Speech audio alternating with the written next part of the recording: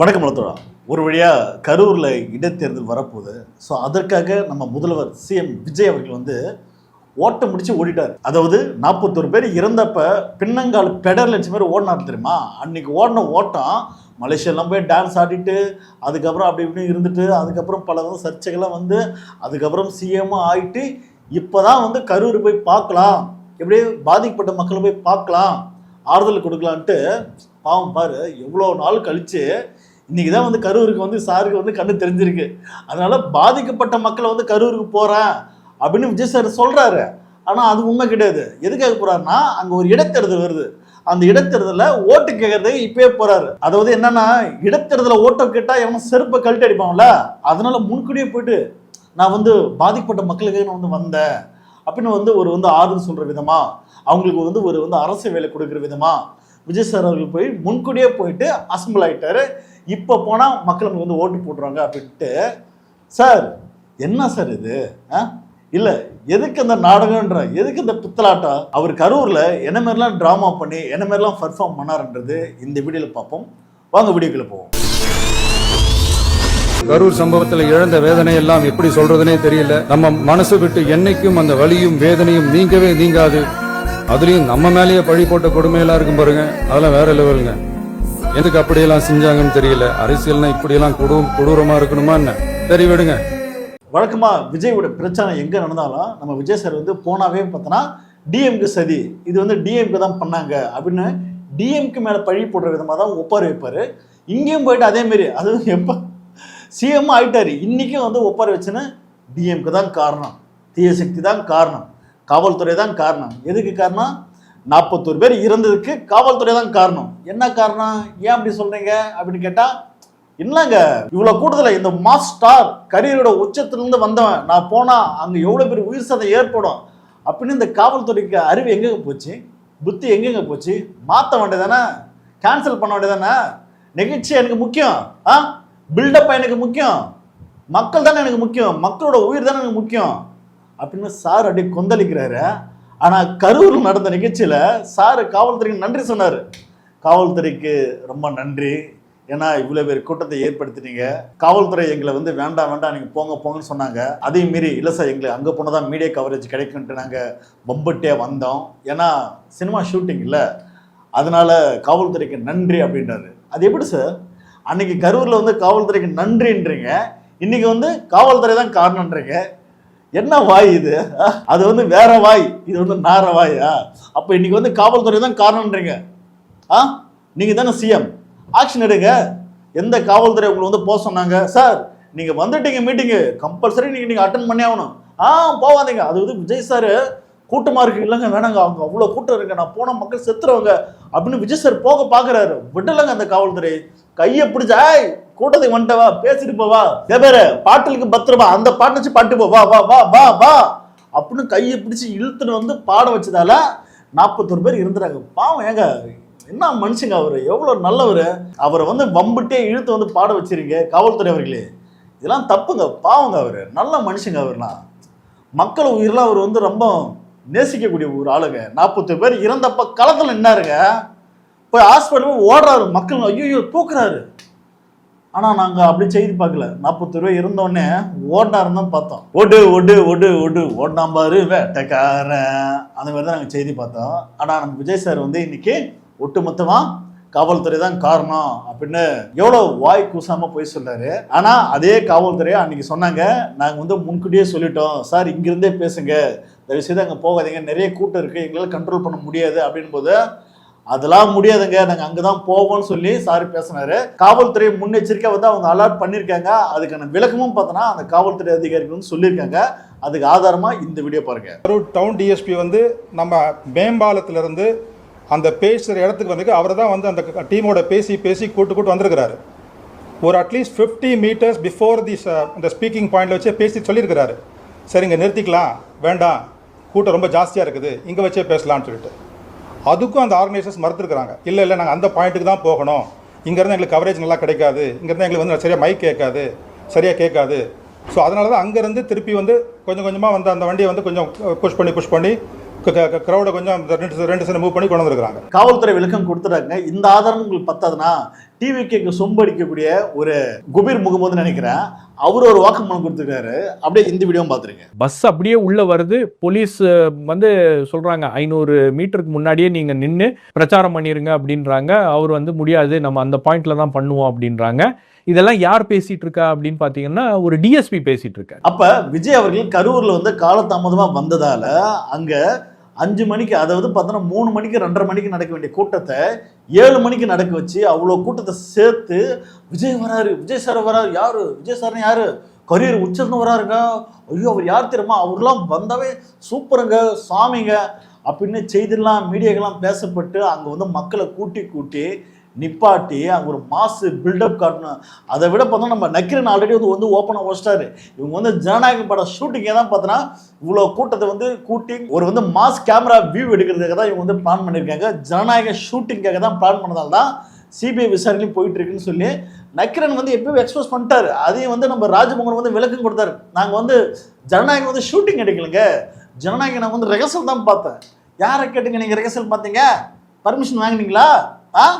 யாரை கேட்காம நீங்க மட்டும் ரெகர்சல் பண்றது, யாரை கேட்காம நீங்க வந்து ஜனநாயக ஷூட்டிங் பண்றது. அப்ப உங்களுடைய படத்தை ஷூட்டிங்காக நீங்க மக்களை பலிகடாக்குவீங்க. அதுக்கு வந்து மக்களை காலதாமதப்படுத்தி நீங்க லேட்டா வர்றது, மக்கள் வந்து வெகு நேரமா அங்க நிக்கிறது, கடைசியா வந்து கூட்டம் நெச்சில் செத்ததுக்கு அப்புறம் ஐயோ நாங்க கிடையாதுங்க காரணம், டிஎம்கே தாங்க, தீய சக்திங்க, காவல்துறை தாங்க காரணம். இப்ப இன்னும் பச்சையா வந்து நம்ம முதல்வர்கள் வந்து பார்த்தோன்னா இன்னைக்கு கரூர்ல போயிட்டு பேசுறாரு. ஆனால் மக்களுக்கு தெரியும் உண்மையான ஒன்று இருக்குல்ல. ஏன்னா எத்தனை முறை நீங்கள் வந்து பொய் விதைக்க அந்த தற்கொலையிலேயே ஒரு நாள் வந்து யோசிக்க ஆரம்பிப்பாங்க. இல்லை இவர் எதையோ ஒன்று வந்து மறைக்கிறாரு அப்படி யோசிப்பாங்க. ஆனால் அப்புறம் நீங்கள் சிஎம் சார் என்னது இது, ஏமாளத்துக்கு பழிய போட்டாங்க, உங்கள் மேலே யார் பழிய போட்டாங்க? விஜய் தான் வந்து 41 பேர் வந்து ஆளை வச்சு கொன்னான்னு யாரும் பழிய போட்டாங்களா? முதல்வர் ஸ்டாலின், அதாவது முன்னாள் முதல்வர் ஸ்டாலின் அவர்கள் அப்பவே சொன்னார், எந்த ஒரு தலைவனும் தன்னுடைய தொண்டனை கொல்ல விருப்பப்பட மாட்டான் அப்படின்னு. உனக்கு சாதகமாக ஸ்டேட்மெண்ட் கொடுத்தாரு. எஃப்ஐஆரில் அன்றைக்கி உன் பேர் எழுதலை, அன்றைக்கி மட்டும் எஃப்ஐஆரில் உன் பேர் எழுதிருந்தா தூக்கி உள்ள வச்சுருப்பாங்க. ஆனால் எஃப்ஐஆரில் உன் பேர் எழுதலை. ஆனால் எனக்கு தெரிஞ்சு நாகரிக அரசுன்ற பேரில் வந்து ஸ்டாலின் பண்ண மிகப்பெரிய தப்பு அதுதான். ஜெயலலிதா அம்மா மட்டும் இருந்தால் வச்சுங்க தூக்கி வச்சு குமுறு கஞ்சிக்கா வச்சிருப்பாங்க. ஏன் அப்படி சொல்றேன்னா, ஜெயலலிதா அம்மா வந்து எப்பேற்பட்ட ஆளுன்றது சிஎம் சார் விஜய் சாருக்கு தெரியும். ஏன்னா அவர் வந்து ஆல்ரெடி அனுபவப்பட்டது மட்டும் இல்லாம அடி வாங்கினவரும் கூட. அதனால விஜய் சாருக்கு தெரியும். அப்ப ஸ்டாலின் அவர்கள் செய்த மிகப்பெரிய தப்பால் தான் இன்னைக்கு அவர் சொல்றாரு, பழி வந்து ஏமாத்துக்கு போட்டாங்க, உங்க மேல யாரையும் பழி தூக்கி போடல, நீங்க காலதாமதப்படுத்தி வந்ததால கூட்ட நெரிசல் அதிகமா ஆனதால அங்க 41 பேர் இறந்துட்டாங்க. இது வந்து ஆக்சிடென்ட் தான், காமனா பார்த்தா இது ஆக்சிடென்ட் தான். ஆனா அந்த கூட்டம் யாரால ஏற்படப்பட்டது? விஜய்க்காக வந்த கூட்டம். அப்ப என்னவோ விடுங்க, மக்கள் டெத் ஆயிட்டாங்க, நிக்கணுங்களேங்க ஒரு தலைவன். அதுதாங்க ஒரு தலைவன். நீங்க சொல்றீங்களே வந்து ஸ்டேஜ்ல எனக்கு வந்து பணமா ஜனமானா எனக்கு ஜனம் தான் முக்கியம், ஏன் ஓடுனீங்க? 41 பேர் இருந்தப்ப நிக்கணும்ல, தலைவங்க அவன் தாங்க தலைவன். நான் அந்த இடத்துல நான் தான் நிப்பங்க, என் உயிரே பொண்ணு நிப்பங்க. என்னை வந்து 10-15 பேர் 100 பேர் சேர்ந்து சாகடிச்ச கூட நான் வந்து நிப்பங்க. ஏன்னா மக்கள் தலைவன்றான் அவன் தான், மக்களுக்காக வரக்கூடிய தலைவன்னா அவன் தான் நிற்பான். ஆனால் நீங்கள் ஓடினீங்க, அதுக்கு ஒரு காரணம் சொன்னாங்க. இல்லை அவர் இருந்தால் அங்கே இன்னும் நிறைய கூட்டம் வரும், இல்லை ஹாஸ்பிட்டலில் இன்னும் நிறைய கூட்டம் வரும்னா, அங்கே இறப்பு விழுந்திருக்கா. அப்பயுமே எவனா வந்து விஜய் முகத்தில் வந்து ரசிகர் மோதல் வந்தோன்னா செருப்பை கழட்டி அடிக்கூடாது. விஜயகாந்த் சார்லாம் இருந்தாருன்னா செருப்பை கழட்டி அடிப்பார். அதாவது ரசிகர் மனப்பான்மையில் சினிமா முகத்தில் எவனா ஓடி வந்தான்னா செருப்பை கழட்டி அடிப்பார் விஜயகாந்த் சார். ஆனால் நீங்கள் அப்படியா? ஆனால் நீங்கள் வந்து அப்படியே ரசிகர்களை வந்து லைட்டை போட்டு ஆஃப் பண்ணுவீங்க, ஆன் பண்ணுவீங்க, பார்த்தியா அப்படின்ட்டு என்ஜாய் பண்ணீங்க. ஒரு சைக்கோத்தனமான ஒரு போதை. அதாவது ரசிகர் மனப்பான்மைன்றது இதே விஜய் சாருக்கு மட்டும்தான் இருக்குன்னு நீங்கள் வந்து நினைக்காதீங்க. நாளைக்கு அஜித் சார் வந்தாலும் அவ்வளோ கூட்டம் வரும். நம்ம யூடியூபருங்க டிடி வாசன் அவனுக்கு எவ்வளோ கூட்டம் வரும். அப்போ எந்த ஒரு செலிபிரிட்டியாக இருந்தாலும் அங்கே கூட்டம் வரும். தன்னுடைய தொண்டனை வந்து அவன் வந்து வழி நடத்தணும், சரியான பாதி கொண்டு போகணும், அவனை வந்து சாகாமல் பாதுகாக்கிறது அவனோட கடமை. ஆனால் நீங்கள் அப்படி இருந்தீங்களா? அன்றைக்கி 41 பேர் இருந்தப்போ எங்கே போனீங்க? 3 நாள் ஆள் அட்ரஸே இல்லைங்க. அப்புறம் சொல்கிறீங்க நான் வந்து வலியும் வேதனையில் அப்படியே வாழ்ந்துட்டு இருந்தேன். நீங்கள் வலியும் வேதனையில் வாழ்ந்துட்டு இருந்தீங்கன்னா அப்புறம் எதுக்கு சார் போய் மலேசியாவில் போய்ட்டு ஒரு குத்து டான்ஸ் ஆனீங்க? அப்படியே என்ன டான்ஸ் அது? இதுதான் வலியும் வேதனையா? 41 பேர் இறந்தப்ப சரி 3 நாள் கூட ஓகேங்க, ஓடிட்டீங்க, ஒழிஞ்சிட்டீங்க. 1 வாரம் கழிச்சு வந்து பார்க்க வேண்டியதானே? 1 மாதம் நீங்கள் ஆளே காணாங்க. 2 மாதம் கழிச்சு எங்க கரூர்ல இருந்து மக்களை பஸ் பிடிச்சி வீட்டுக்கு வந்து ஆறுதல் வாங்கிட்டு போறாங்க. உலகத்துல இதை விட கேவலம், இதை விட எங்கன்னா ஒண்ணு வந்து பார்த்தது உண்டா செய்தி? பாதிக்கப்பட்ட மக்களை ஒரு தலைவன் நேர்ல கூட போய் பார்க்காம அந்த மக்களை கரூர்ல இருந்து தன்னுடைய வீட்டுக்கு வர வச்சாரு. ஆனா அந்த தற்கொலைங்க எப்படி யோசிக்கிறான்னு தெரியுமா? ச்சே, நம்ம விஜய் சார் மேல இவ்வளவு பழி போடுறாங்கப்பா, பாவம்பா, அவர் அரசியலுக்கு வராரு, சிஎம் ஆகணும்னு ஆசைப்படுறாரு, மக்களுக்கு நல்லது செய்யணும்னு ஆசைப்படுறாரு, ₹1 அவர் வந்து ஊழல் பண்ண மாட்டாரு, அவருக்கு இல்லாத காசாங்க, கோடிக்கணக்கில் காசு சேர்த்து வச்சுக்கிறாரு, ஊழலே பண்ணாம சேர்த்து வச்ச காசுங்க. டேய் பண்ணாட தற்கொலைங்களா, 1 கோடி ஒருத்தன் சம்பாதிக்கிறானா அதை பிற ஊழல் இல்லாம சம்பாதிக்க முடியும்? ஆனா அந்த தற்கொலைங்க நம்புதுங்க. ஆமா, அவர் வந்து ஊழல் பண்ண மாட்டாரு, ரொம்ப நல்லவருங்க, பார்க்க அழகா சிகப்பா இருக்கிறாருங்க, அவர் வந்து ஊழல் பண்ண மாட்டாருங்க, ரொம்ப நல்லவருங்க. அவரை போய் வந்து 41 பேர் கொன்னுட்டு இவங்களே ஆளை வச்சு கத்தியால குத்திட்டு பழியை தூக்கி விஜய் சார் மேல போட்டாருங்க, பாவங்க, அவருக்காக நம்ம களத்துல நிக்கணுங்க இப்படின்னு ஒரு ஃபேக் நரேட்டிவ் வந்து செட் பண்ணிட்டு இன்னைக்கு வந்து விஜய் சார் வந்து சிஎம் ஆயிட்டாரு. இன்னைக்கு வந்து தற்கொலை நம்பணும். இன்னைக்கு நீங்க கேளுங்களா, போயிட்டு சட்டையை பிடிச்சி கேட்கலாம், டேய் கரூர்ல 41 பேர் இறந்துக்கு யாரா காரணம் கேளுங்களா? ஏங்க டிஎம்கேங்க, டிஎம்கே இல்லைன்னா 41 பேர் அவரோட வளர்ச்சி பிடிக்காம 41 பேர் கொண்டுட்டாங்க. எப்படா கொண்டாங்க? ஸ்ப்ரேலாம் அடிச்சாங்க, ஸ்ப்ரே அடிச்சு கத்தியால குத்துனாங்க, அடிச்சாங்க, போற வழியில வந்து ஆம்புலன்ஸ்ல வந்து மருந்து வச்செல்லாம் மூச்செல்லாம் அடைச்சிக்க வச்செல்லாம் சாகடிச்சாங்க அப்படின்னு பொய்யா வந்து பேசிட்டு பண்ணுவேன். ஏன்னா இந்த பொய்யெல்லாம் வந்து எங்கிருந்து வந்ததுன்னா நம்ம விஜய் சார். அதாவது சார் நான் ஒன்று சொல்றேன், நீங்க வந்து அன்னைக்கு ஆரம்பிச்சு இன்னை வரைக்கும் ஒரு பொய்யை வந்து அது வந்து உண்மைன்ற பேர்ல அது உண்மைதான் சொல்லி நீங்க நம்ப வச்சுட்டே இருக்கீங்க. ஆனா உங்களை அறியாமே பார்த்தனா அது எக்ஸ்போஸ் ஆகிட்டே இருக்கு. நீங்க எவ்வளோக்கு ஸ்ட்ராங்காக அதை நீங்க பேசுறீங்களோ அவ்வளோக்கு வந்து பார்த்தனா இதே அந்த கரூரை 41 பேர் கொன்னதுக்கு இது எல்லாமே மாஸ்டர் பிளான் மாரி தான் தோணுது. அதாவது ஸ்கிரிப்ட் மாரி தான் தோணுது. நம்ம ஜீவா நடிச்ச ஒரு படம் இருக்குல்ல, அதாவது ஒருத்தன் புதுசாக கட்சி ஆரம்பிக்கிறான்னா இந்த மாரி மக்களை கொன்னுட்டு பழியை கொண்டு போயிட்டு மற்றவங்க மேலே போட்டுட்டு என்னோட வளர்ச்சி பிடிக்காம நான் வரதை பிடிக்காம இந்த மாரி என்னோட வந்து கூட்டத்தில் வந்து பாம்பு வச்சிட்டாங்க, கொன்னுட்டாங்க, இப்படின்னு ஒரு சிம்பத்தி, இப்படின்னு வந்து ஒரு அனுதாப ஓட்டு வாங்குவோம் தெரியுமா?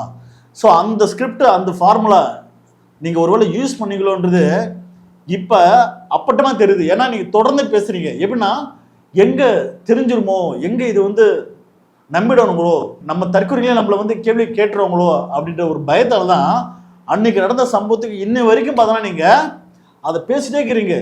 ஏன் மேலே பழிய போட்டாங்கன்னு. யாரும் உங்கள் மேலே பழிய போடல, யாரு போட்டா? ஆனால் இப்படி சொல்ல தான் நீங்கள் இதெல்லாம் வந்து பிளான் பண்ணீங்களோ அப்படின்றது கேள்வியே வருது சார். நல்லா யோசிச்சு பாருங்க. அதுக்கப்புறம் கரூரில் இறந்த 41 பேர் குடும்பத்துக்கு அரசு வேலைன்றது என்ன புரியல. 41 பேர் வந்தவங்க யாரு? இல்லை மக்களுக்கு களத்தில் நின்ன போராட்ட வீரர்களா, போராளிகளா? எதன் அடிப்படையில் நீங்கள் வந்து அரசு வேலை தரீங்க? அரசு வேலைன்றது இதே உங்கள் பாக்கெட்டில் உள்ள மணி எடுத்து நீங்கள் தரல, மக்களோட வரிப்பணம், அந்த வரிப்பணத்தில் வாங்கக்கூடிய சம்பளம் தான் அது. அப்போ ஒரு குடிமகனா, அப்போ இந்த தமிழ்நாட்டுடைய ஒரு மகனா கேட்க வேண்டிய உரிமை எங்களுக்கு இருக்கு. எதன் அடிப்படையில் நீங்கள் அவங்களுக்கு அரசு வேலை தரீங்க? இல்லை உங்கள் கூட்டத்துக்கு சினிமா மோகத்தில் தற்குறித்தனமாக வந்து ஓடி வந்து செத்து போயிட்டா அரசு வேலையா? இப்படி கேட்கும்போது சில வந்து அணில் சொல்கிறாங்க, நீங்கள் மட்டும் ஸ்டெர்லைட்டில் வந்து கொண்டவங்களுக்கு அரசு வேலை தரலையா? டே தற்கொலை முண்டங்களா, என்னடா பேசிக்கிறீங்க? ஸ்டெர்லைட்ல வந்து போராட்டம்டா, அது மக்கள் போராட்டம். ஸ்டெர்லைட்டால வந்து அங்கே மக்களுக்கு பாதிப்பு ஏற்படுது, அது வேண்டாம் அப்படின்னு அந்த ஃபேக்டரியை மூடுங்கன்னு சொல்லி ஒரு பெரும் கூட்டம் திரண்டு போயிட்டு மக்களா தன்னிச்சையா போயிட்டு போராட்டம் பண்ணாங்க. அந்த போராட்டத்தை முடக்கணும் அப்படின்றதுக்காக எடப்பாடி தலைமையில் இல்லாம மோடி தலைமையில வந்து கன் ஷூட் பண்றாங்க. கன்னு சுட்டு அப்படியே புல்லட் இந்த வழியை வந்து சாவறான் மக்கள். அதுதான்டா போராட்டம். அந்த போராட்டத்தில் செத்தவங்களுக்கு என்ன அரசு வேலைன்னா அவங்களுக்கு பல வேலைகளும் தரலாம், இன்னும் மற்ற நிதிகளை வாரி வழங்கலாம். ஒரு வந்து ராணுவத்தில் சாவரவனுக்கும் அங்கே செத்தவனும் ஒன்று தான்டா. ஆனால் கரூரில் செத்தவனுக்கும் ராணுவத்தில் செத்தவனும் ஒன்றா? சினிமா முகத்தில் பைத்திய மனையில் நீங்கள் ஓடுறீங்கன்னா செத்தீங்கன்னா அதுக்கு அரசு வேலைன்னா ஏன் விட்டு போனா? அரசு வேலைன்னா இதுனா ஒப்பம் விட்டு சொத்தா தூக்கி தர்றதுக்கு அப்படின்னு மக்கள் கேட்பாங்களா? கேட்க மாட்டாங்க. அப்ப எதன் அடிப்பில் வந்து விஜய் சார் வந்து அரசு வேலை தராருன்னா, கரூர்ல இடைத்தேர்தல் வருது, நம்ம மேல ஒரு பிளாக் மார்க் இருக்கு, 41 பேர் வந்து கொண்டுட்டான், இவன் வந்து ஒரு கொலைகாரன், இவன் ஒரு கொடும்பாவி அப்படின்னு மக்கள் மத்தியில் ஒரு வந்து நரேட்டிவ் இருக்கு. அதை உடைக்க இல்லை அதை வந்து பார்த்தோன்னா மடை மாற்ற இந்த மாரி வந்து ஒரு வந்து வேலை கொடுத்துட்டா முடிஞ்ச பிரச்சனை. அதுக்கப்புறம் ஓட்டு போட்டுருவாங்க, நம்ம வந்து சிஎம் ஆயிடலாம், மறுபடியும் நம்ம வந்து ஜெயிச்சிடலாம் அப்படின்ற ஒரு ஆசையில், அதாவது நீங்கள் அரசியலுக்காக இந்த மாதிரி வந்து அரசு வேலைகளை வந்து இது மாதிரி யூஸ் பண்றீங்க. என்ன சார் இது? உண்மையாகவே கரூர்ல 40 பேர் இறந்ததுக்கு உங்களுக்கு அக்கறை இருந்தா 20 லட்சம் கொடுத்தீங்கல்ல, அதை சேர்த்து கொடுக்க வேண்டியதானே? அப்பவே 1 கோடி கொடுக்க வேண்டியதானே? 41 கோடி உங்களாம் ஒரு பாக்கெட் மணி மாதிரி தானே. ஏன்னா நீங்களாம் கோடிக்கணக்கான பணம் சேர்த்து வச்சிருக்கீங்க. சினிமா நடிகர்கள் 41 கோடி எடுத்து கொடுத்துட்டு போக வேண்டியதானே? அன்னைக்கு மட்டும் பார்த்தோன்னா வெறும் 20 லட்சம் தான். இது நாய்க்கு பிஸ்கட் போடுற மாதிரி 20 லட்சம். ஆனால் இன்னைக்கு பார்த்தோன்னா சிஎம் ஆனதுக்கப்புறம் பார்த்தோன்னா எவன் வீட்டு காசு தானே அள்ளி கொடு அந்த மாதிரி பார்த்தோன்னா இன்னைக்கு விஜய் சார் அவர்கள் சுற்றி இருக்கிற எல்லாருக்கும் வந்து அரசு வேலை, ஜோசிகருங்க அரசு வேலை, அந்த பாடி கேட்டுக்கு ஒருத்தர் அவருக்கு ஒரு அரசு வேலை, இன்னைக்கு வந்து லைலோ மணி அவருக்கு ஒரு அரசு வேலை, அதுக்கப்புறம் பார்த்தோன்னா அந்த ஜனநாயக படத்தோட தயாரிப்பாளர் அவருக்கு ஒரு அரசு வேலை. எவன் கேட்க போகிறான்? நம்ம தானே சிஎம் அப்படின்ற மாதிரி விஜய் சார் பார்த்தோன்னா இன்னைக்கு மக்களோட வரி பணத்தில் சம்பளம் வாங்கக்கூடிய பதவிகளாம் பார்த்தோன்னா அச்சு வாரி வழங்கி விடுறாரு. அரசு வேலை அரசு வேலைன்னு சொல்லி. சார் என்ன அது கேட்க யாரும் ஆளுன்னு சொல்லி இப்படிலாம் அடிச்சு விடுவீங்களா, வாரி விடுவீங்களா? அதுக்கப்புறம் பார்த்தோன்னா செந்தில் பாலாஜி ஆளே இல்லை, ஓடிட்டாரு, தலைமறைவு, ஒடு ஒடு ஒடு அப்படின்றாரு. சார் செந்தில் பாலாஜி சார் வந்து நீங்கள் ஏன் இப்போ கார்னர் பண்ணுறீங்கன்னு எல்லாருக்கும் தெரியும். அது வந்து பார்த்தோன்னா ஏடிஎம்கிலேருந்து நிறைய எம்எல்ஏகள் பார்த்தோன்னா மிரட்டி காசு கொடுத்து வாங்குறாங்க. டிஎம்கிலேருந்து யாரா ஒரு ஆள் வாங்கணும். அதாவது பார்த்தோன்னா தொழில் அனுபவம் உள்ளவங்க, எக்ஸ்பீரியன்ஸ் ஆன ஒரு பர்சன் அவருக்கு தேவைப்படுது. அப்போ செந்தில் பாலாஜி போன்ற ஒரு ஆட்களை வந்து இவங்க அரெஸ்ட் பண்ணி மிரட்டி இவங்க கட்சியில் சேர்த்துக்கிறதுக்கு தான் இப்படி வந்து செந்தில் பாலாஜி வந்து தேடுறாங்க. ஏதோ ஒரு பொய்யான குற்றச்சாட்டை வச்சு ஏதோ ஒரு பொய்யான கேஸை போட்டு இழுத்துட்டு வந்து ஆளை வந்து மிரட்ட வேண்டிதான். தேவர் வந்து என் கட்சியில் ஜாயின் பண்ணிக்க, வேற எதுவும் கிடையாதுங்க. அனிதா ராதாகிருஷ்ணன் அப்படி தானே பண்ணாங்க. அவரே சொல்றாரு எனக்கு வந்து பேரம் பேசுறாங்க. உண்மை தானே அது? ஓ அப்போ நீ பேரம் பேச மாட்டீங்க. அது நிறைய பேர் அப்படின்னு சொல்லுவாங்க, விஜய் சார்லாம் பேரம் பேச வராங்க. அப்போ பேரம் பேசணும் எதுக்கு ஏடிஎம்லேருந்து எம்எல்ஏ வாங்கணும்? நீங்கள் மெஜாரிட்டி வந்து ஃபுல் பண்ணிட்டீங்க, ஆட்சி நடத்த வேண்டியதானே? எதுக்கு ஏடிஎம்கிலேருந்து 7 எம்எல்ஏகள் வந்தாங்க? இது வந்து நேச்சர் தன்னிச்சா வந்தாங்களா? இது நாங்கள் நம்பணுமா? சோபா அப்புறம் எதுக்கு சார் வீட்டுக்கெல்லாம் போகுது? சோபால என்ன போகுது? அப்போ குதிரை பேரன்ற பேரில் சோபாக்கள் நிறைய பணங்களும் நிறைய கொடுத்து அப்படியே ஆட்களை வந்து சேர்த்துக்கிறீங்க, தன்னோட கட்சி வந்து இழுத்து போட்டுக்கிறீங்க. அந்த வகையில் செந்தில் பாலாஜி எப்படின்னா இழுத்து போட்டுக்கலான்னு சொல்லி இன்னைக்கு நீங்கள் போலீஸை விட்டு வெகு குண்டு தேடுறாங்க. பார்ப்போம். அதுக்கப்புறம் பார்த்தோன்னா விஜய் சார் தமிழ்நாட்டில் ஊழலே இல்லைப்பா, ஒழிச்சுட்டேன். நான் வந்து ஆட்சி வந்ததுக்கு அப்புறம் பார்த்தோன்னா ஒருத்தவனும் லஞ்சம் வாங்கலை. யாருன்னா வந்து உங்ககிட்ட வந்து லஞ்சம் கேட்டா நீங்கள் இப்படி சொல்லுங்க, நான் வந்து விஜயோட தம்பிடா, விஜய் வந்து என்னோட பையன்டா, விஜய் வந்து அண்ணன்டா இப்படின்னு சொல்லுங்க, லஞ்சம் யாரும் வாங்க மாட்டாங்க. அப்போ வந்து லஞ்சம் கிடையாது, ஊழலே ஒழிஞ்சு போச்சு அப்படின்றாரு. சார் இல்லை எனக்கு புரியல, என்ன இதெல்லாம் காமெடி பண்ணுறீங்க? அதாவது டிவிக்கு ஆட்சி அமைச்சு 2 மாதத்துக்கு மேலே ஆகுது, 3 மாதம் ஆக போகுது. இதெல்லாம் வரைக்கும் லஞ்சம் வாங்கணும்னு எவனா ஒருத்தர் நீங்கள் அரெஸ்ட் பண்ணியிருக்கீங்களா? இல்லை பதவி நீக்கி இருக்கீங்களா? அந்தமாரி என்ன செய்தி இருக்கா சார்? சிம்பிளாக ஒன்று சொல்கிறேன். நம்ம ரமேஷ் கிரார் தெரியுமா, அறநிலைத்துறை ரமேஷ் சார், அவரே கையங்கலமாக ஒரு ஆள் பிடிச்சாரு. எதை வந்து ஒரு கோயிலுக்கு போகும்போது யாரோ ஒருத்தர் 5000 லஞ்சம் கேட்டான்னு சொல்லி கையங்கலமாக பிடிச்சாரு. ஆனால் அவர் என்ன பண்ணார்? பதவியில் வந்து தூக்கிட்டாரா? மன்னிப்பு கடிதம் எழுதி கொடுத்து சொன்னார். அப்போ லஞ்சம் வாங்கணும் நீங்கள் வந்து யாருன்னா ஒருத்தன் வந்து தூக்கிறீங்களா பதவியிலேருந்து? அப்படி ஒரு செய்தி இருக்கா? இல்லை எதனா ஒரு ஆக்ஷன் வந்து எடுத்தீங்களா? இல்லை ஒரு புகார் பெட்டி இருக்கா? அதை வந்து பார்த்தோன்னா விஜய் சார் ஆட்சிக்கு வந்ததுக்கப்புறம் பார்த்தோன்னா எல்லா துறையிலையும் பார்த்தோன்னா ஒரு புகார் பெட்டி இருக்கு, லஞ்சம் வாங்கக்கூடாதுன்னு சொல்லி கொட்டை எழுத்துல போட்டு வச்சிருக்காங்க. யாருன்னா லஞ்சம் வாங்கணும்னு சொன்னால் அவங்க பேர் எழுதி கொடுங்க அப்படின்னு வந்து எழுதிருக்கா? அது மூலமாக நீங்கள் ஆக்ஷன் எடுத்திருக்கீங்களா? இப்படி என்ன ஒரு செய்தி இருக்கா? இந்த மாதிரி எந்த ஒரு செய்தியும் இல்லாமல் லஞ்சம் எவனும் வாங்கலை அப்படின்னு நீங்கள் சொல்லிட்டா நாங்கள் நம்பிடணும். லஞ்சம் வாங்கலாம், அப்பா லஞ்சம் வாங்கலாம், சூப்பர். என்ன சார் இது? உன் கட்சிக்காரன் லஞ்சம் வாங்கிறான்னு செய்தி இருக்கு. புஷி ஆனந்தன் வந்து வழக்கறிஞர், அதாவது அரசு வழக்கறிஞர்கள் வந்து வேலை வாங்கி தர்றதுக்காக 80 கோடி கிட்ட வந்து லஞ்சம் வாங்கியிருக்கானுவ. உன் கட்சிக்காரனே கம்ப்ளைண்ட் கொடுத்துருக்கான். இதுக்கு நீங்கள் ஆக்ஷன் எடுத்தீங்களா? இருக்கான்னு சொல்கிறேன். உன் கட்சிக்காரன் நீங்கள் ஆக்ஷன் எடுத்துருந்தீங்கன்னா நீங்கள் சொல்லலாம் அந்த வார்த்தை, அதுக்கு நீங்கள் தகுதியானவர்கள். பரவாயில்ல, என்னதான் ஆனானப்பட்ட புஷி ஆனந்தனே பார்த்தோன்னா லஞ்சம் வாங்கினான்னு சொல்லி தூக்குனாரு தெரியுமா? அவர் தான்டா சிஎம் அப்படின்னு போய் ஒத்துக்கலாம். இருக்கா அதுமாரி ஆக்ஷன் எடுத்தீங்களா? என்ன எங்களை பார்த்தா எப்படி தெரியுது? வாய் இருக்கிறதுக்காக என்ன வேணா பேசுவீங்களா? இல்லை காது இருக்கிறதுக்காக நாங்களாம் கேப் பண்ணுறதுக்காக நீங்கள் என்ன வேணா பேசுவீங்களா? சார் கொஞ்சம் பார்த்து பேசுங்க சார். லஞ்சம் வாங்கலை அப்படின்றது எதை வச்சு சொல்கிறீங்க? என்ன ஒரு ஆதாரம் இருக்கா? இன்னைக்கு டிராஃபிக் போலீஸ் இருக்காங்கல்ல, டிராஃபிக் போலீஸ் இன்னைக்கு எல்லா இடத்துலையும் பார்த்தோன்னா கலெக்ஷன் போயிட்டு இருக்கு. எதனால? ஃபைன் போடுறாங்க.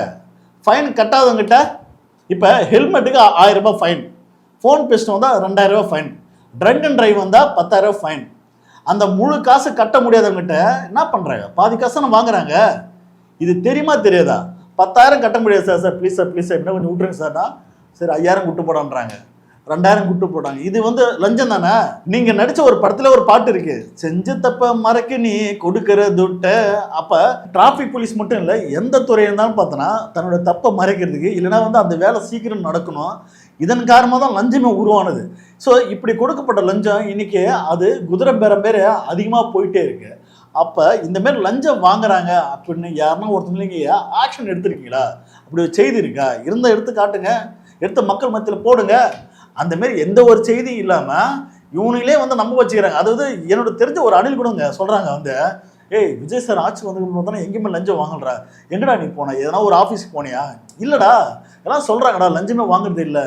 டே தற்கொலை முண்டா, எங்கன்னா போனியான்னு கேட்குறேன். எங்கன்னா போயிட்டு எதனா ஒரு ஆஃபீஸில் போய் ஏறி எதனா ஒரு செயல் நடக்கும்போது அந்த வந்து லஞ்சம் யாரும் வாங்கலையா, அப்படி எதனா ஒன்று இருக்கான்னு கேட்டால் இல்லை, அந்த மாரி யாரும் போகல சொல்கிறாங்க. யாருன்னா இவங்களோட வாட்ஸ்அப் இருக்குல்ல, இந்த டிவிக்கு வாட்ஸ்அப் குரூப்பு, இதில் இவனுனே போட்டு ஃபயர் அடிக்கிறாங்க. அதாவது விஜய் சார் வந்ததுக்கு அப்புறம் பார்த்தோன்னா லஞ்சம் எங்கேயுமே வாங்கலை, ஊழலே இல்லை, சூப்பரான ஒரு ஆட்சி, தெளிவான ஆட்சி. ஆனால் இதில் என்ன கொடுமைன்னா தன்னோட கட்சிக்காரனே லஞ்சம் வாங்குறான். இது இந்த தற்கொலை நான் எங்களுக்கு தெரியல. பார்த்தோன்னா விஜய் சார் லஞ்சத்தை ஒழிச்சிட்டாரு, விஜய் சார் ஊழலை ஒழிச்சிட்டாரு. அதாவது எனக்கு ஏதோ சிம்பிளாக சொல்கிறேங்க, ஊழல் ஒழிக்க போகிறோன்றது ஒரு சாமானியன் சொல்லலாங்க. கோடிக்கணக்கில் சொத்து சேர்த்து வச்சவன் ஒருத்தன் வந்து நான் ஊழலே பண்ண மாட்டேன், ஊழலை வந்து ஒழிக்க போகிறேன், ஒரு பைசா தொட மாட்டேன் அப்படின்றது எப்படிலாம் இந்த தற்கொலைக்கு நம்புறாங்கன்னு தெரியல. எப்படி நம்ப முடியும்? 2000 கோடி சம்பளத்தை ஒருத்தர் விட்டு வரான்னா 4000 கோடி வந்து எடுக்க தான் வருவான். ஆனால் இவங்க என்ன நினைக்கிறாங்கன்னா, பரவாயில்ல 2000 கோடி சம்பளத்தை தூக்கி போட்டு வராருன்னா அவர் வந்து ஊழலே பண்ண மாட்டார். அப்படியா? அவ்வளோ மக்கள் மீது கருணை கொண்ட ஒரு ஆளாக இருந்தா தன்னுடைய சொத்துக்கெல்லாம் பணத்தெல்லாம் மக்கள் மீது எழுதி வைக்க வேண்டியதானே? கரூரில் பாதிக்கப்பட்ட மக்களுக்கு வெறும் 20 லட்சம் தான் கொடுத்தாரு. ஏங்க, இலங்கை தமிழர்கள் வந்திருக்காங்களே, இலங்கையில் போர் நடக்கும்போது பாதிக்கப்பட்ட மக்களுக்கு நிதி கேட்குறாங்க. இங்கே உள்ள சினிமா செலிபிரிட்டிஸ்லாம் வாரி கொடுக்குறானுவ கோடிக்கணக்கில். ஆனால் தலைவர் பார்த்தா வெறும் 500 ரூபாய் கொடுத்தாரு, 500 ரூபாய்.